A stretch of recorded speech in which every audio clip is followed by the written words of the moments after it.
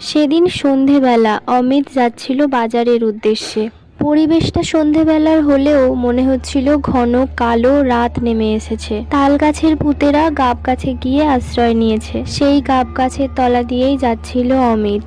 অমিতকে দেখতে পেয়ে গাব গাছের ভূতগুলো বলে উঠল, হি হি হি, কে যায় রে গাব গাছের তলা দিয়ে? অমিত তখন মোটেই ভয় পেল না, কারণ সে ইতিমধ্যেই জেনে গেছে তাল গাছের ভূতেরা গাব গাছে গিয়ে আশ্রয় নিয়েছিল। তখন অমিতের তার ঠাকুরদার দেওয়া বুদ্ধিটা মনে পড়ে গেল।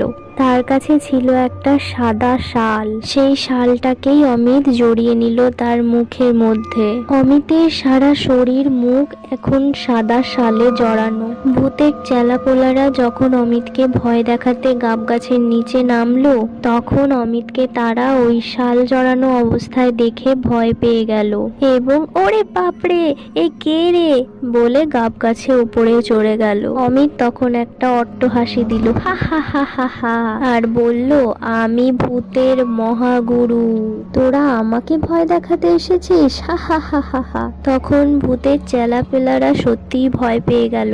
অমিত তখন বলল, নে আমাকে এবার ভালো মন্দ খেতে দে। ভূতের চেলাপেলারা সত্যিই অমিতকে এতক্ষণে ভূতের গুরুদেব ভেবেই বসে আছে এবং অমিতকে তারা থালা সাজিয়ে মন্ডা, মিঠাই, ফুচকা, জলপাই, রসগোল্লা, পান্তুয়া, মুরগি, খাসি, জিলাপি, রাবড়ি, নলেন গুড়ের রসগোল্লা, ভাপা সন্দেশ, পুলি, পিঠে, পেঁয়াজু, ডিমের চপ, বেগুনি, মোচার চপ, আলু কাবলি, ছোলে ভাটুরে, দোসা, চাউমিন, ইডলি, সাম্বার, মগলাই, পুরুলি, আলুর চিপস, কলার chips, chicken chowmein, egg chowmein, 7 up, cold drinks, happy fizz, cold coffee, lassi, coca cola, Limca, Fanta, biryani, raita, রুটি, সব খাবার খেতে দিয়েছে। অমিত ইতিমধ্যেই খাওয়ায় ব্যস্ত। অমিত সমস্ত খাবার চেটে পুটে একদম খেয়ে নিয়েছে। এরপর অমিত খাওয়া হয়ে গেলে ভূতের চেলাপোলাদের আদেশ করে, চল আমাকে এবারে বাজারে দিয়ে আসবি। ভূতের চেলাপেলারা তখন অমিতকে বাজারেও দিয়ে আসে। পরবর্তী গল্প।